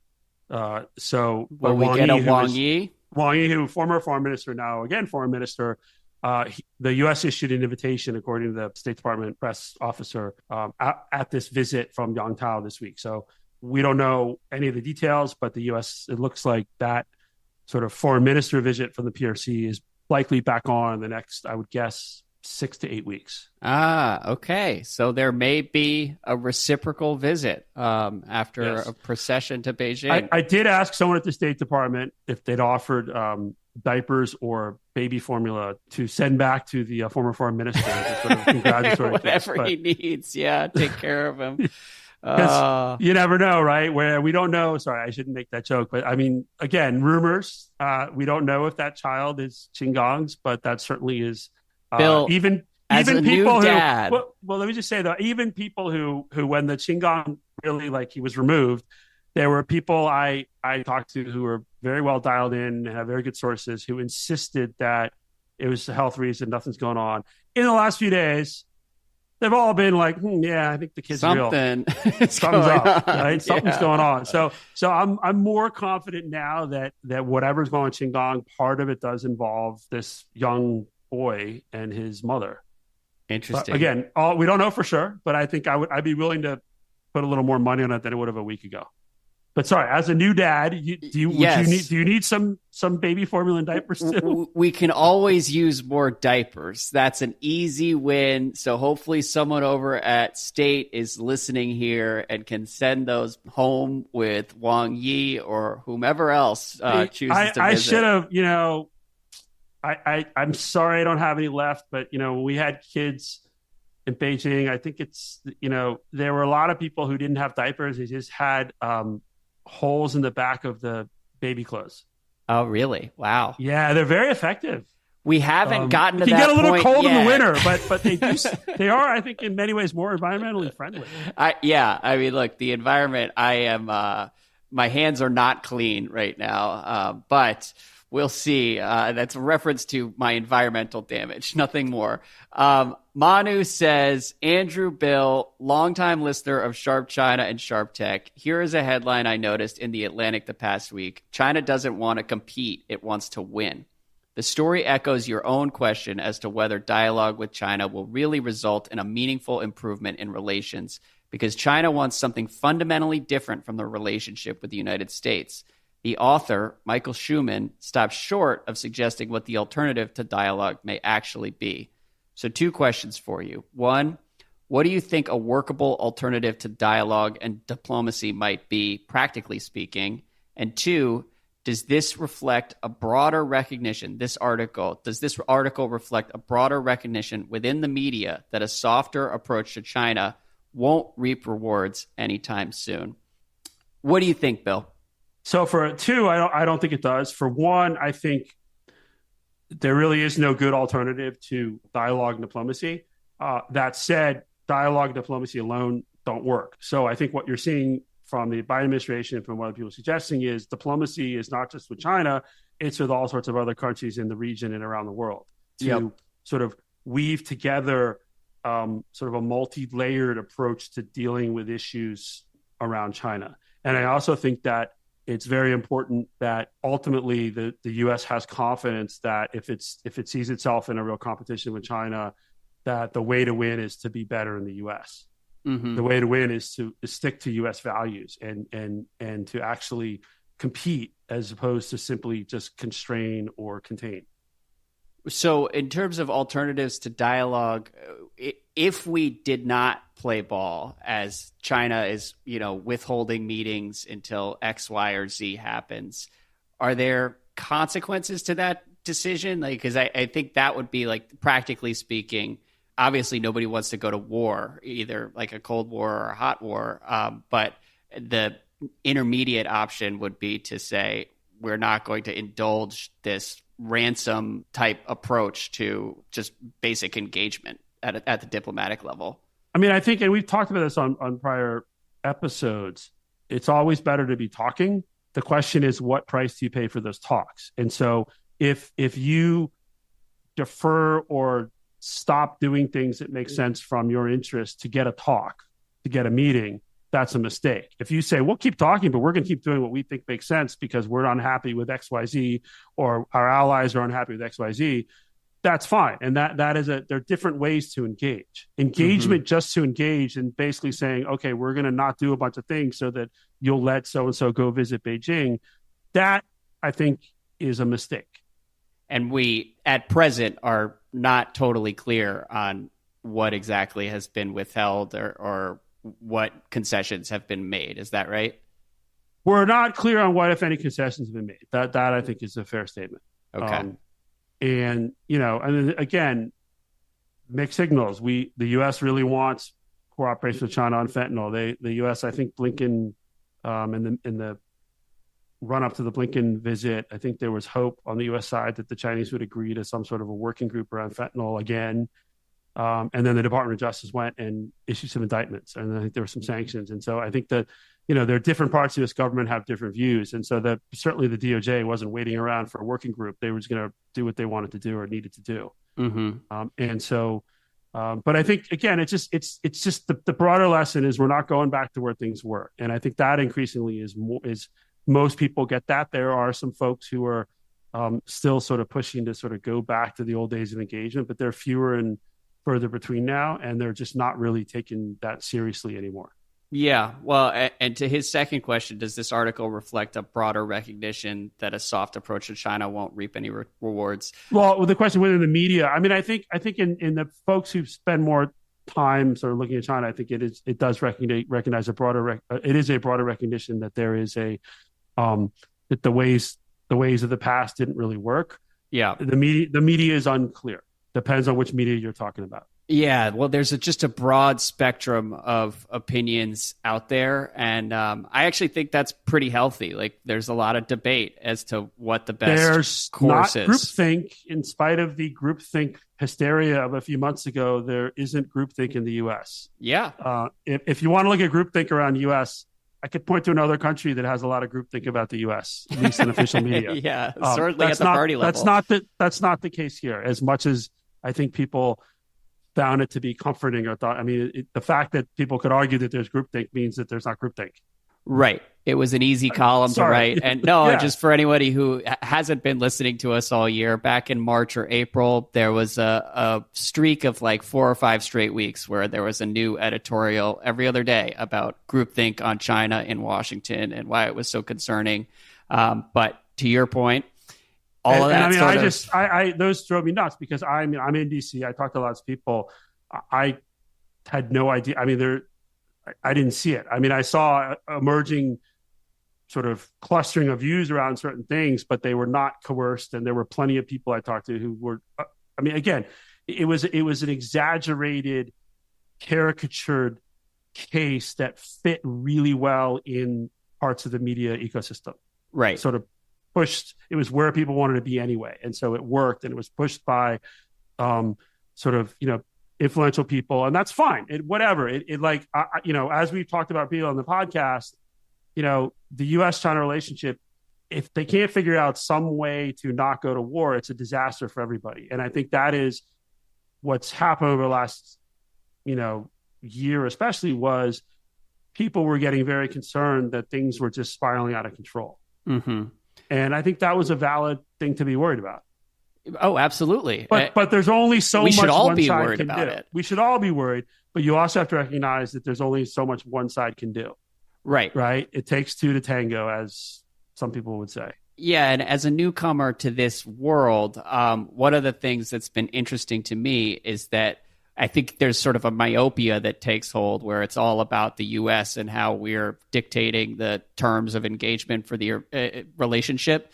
But also there was this note that the U.S. wants Japan and South Korea to agree that each nation has a duty to consult the others in the event of an attack.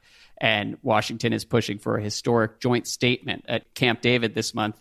That sort of thing would not be possible if people in South Korea and Japan weren't equally concerned by what has changed in China over the last 10 years or so.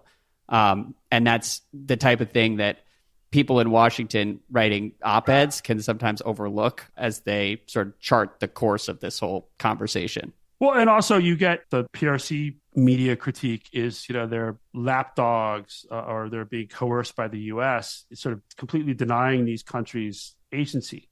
Right. Over why they would actually be concerned with the PRC and the developments, especially under Xi Jinping.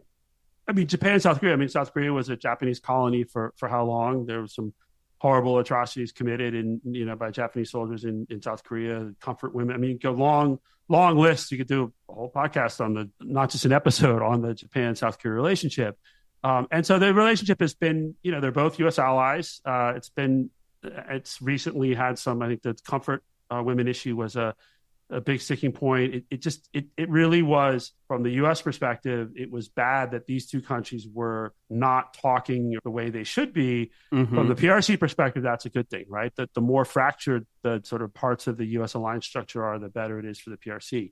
Both those countries have reasons to want good relationship with China in terms of geographical proximity, economic relationships. North Korea, both have reasons to be very concerned. North Korea, economic over-reliance, as well as sort of the Japanese have a territorial dispute with the PRC over what the Japanese call the Senkaku Islands, the Chinese call the Diaoyutai Islands. And of course, there's the Japan-Chinese history and Japan's invasion. I mean, there's a whole bunch of reasons that the Japanese are, on the one hand, need the China market. On the other hand, are really worried about a rising, powerful, increasingly assertive, or what they consider maybe aggressive PRC. Right. So they're just, from the U.S. perspective, getting these two countries to be more willing to work together, as part of the U.S. alliance structure is, again, back to our discussion of sort of the diplomacy around China. It's not just U.S. to PRC diplomacy, it's U.S. to allies diplomacy about China. This would be, I think, a victory for the Biden administration if they can get, as what's described in that Financial Times article, if they can make that happen. Right. And that's something that it appears the Biden State Department has done a really good job of over the last 2 or 3 years. State Department, maybe the National Security Council. But again, a lot of this wouldn't be happening but for, I think, the way the elites in those countries who have to think about the rise of China. And that's what bugs me. Right. It's a lot of this is not driven by the U.S. It's driven by Xi Jinping and what he's trying to do for China. And that's what bugs me about the discourse in D.C. and American media sometimes, is it's sort of this blinkered outlook where all these other countries who have similar concerns don't matter, and there are certain things happening on the ground in China that are not invented by hawks or whoever else. But we will continue to monitor the healthy debate that we have in the United States of America here. I want to close out, though, Bill. We talked earlier about going on hiatus for the next 2 weeks. What are the Beidaihe meetings that party officials will be taking over the next 2 weeks? Is it basically just a holiday, or what exactly does it entail? So Beidaihe is a seaside resort town, I think now with high-speed rail, a couple hours from Beijing. I went long time ago. It's very nice. It was a 3.5 hour train ride back then. And It was a seaside resort where Mao Zedong used to go spend weeks during the summer around this time, and he would bring other leaders, and they would conduct official business, have meetings there. And then throughout the Mao era, really through Deng Xiaoping, this period, the first 2 weeks or so of August, were always where the leaders would decamp to this cooler seaside resort, but they would actually have meetings, and retired officials would be involved. There would be meetings with the elders. They would sort of work out policies, major personnel decisions. Under the Hu Jintao era, this supposedly stopped, where some of the top leaders would still go, but supposedly they wouldn't have these big meetings. That has never been publicly confirmed. I think there were still some meetings and some of the elders were still involved, but from a political importance, it sort of has declined in importance over the years.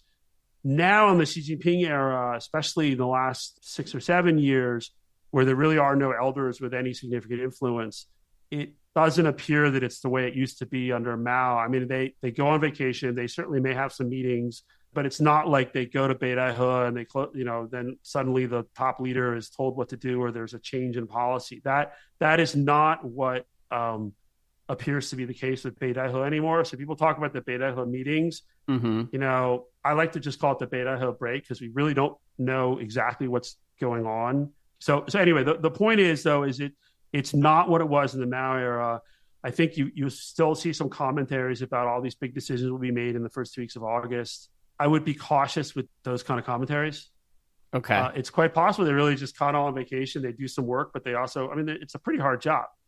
Right. And so just to be clear, everything shuts down outside of the Beidaihe gathering, right? Like there's just not really any news for the next 2 weeks. The country's still going on, but you have, you probably won't see Xi Jinping in the media for 14, 15 days. You won't, historically the sort of official, they don't announce it, but the official start is when one of the Politburo members meets with a group of experts who've been invited to spend their holiday in Beidaihe. Like they get the golden ticket for their 10-day whatever vacation and their families to go to Beidaihe. And so today, Tai Chi, who's on the standing committee and is basically like Xi's chief of staff, he met with 50-something of these experts and, they took a picture, and then that's the signal that then Beidaihe has started. Okay. And so it's still very old school where you just sort of goes dark. But obviously, stock market's still open. There's other things happening. But generally, you're not going to have a lot of the high-level diplomatic engagements. One of the things, though, is there are a couple of big meetings that the leadership is relatively late in holding. One is this National Financial Work Conference, which usually happens every 5 years and hasn't happened in over 6 years. And that's a very important conference to set the agenda for work in the financial sector.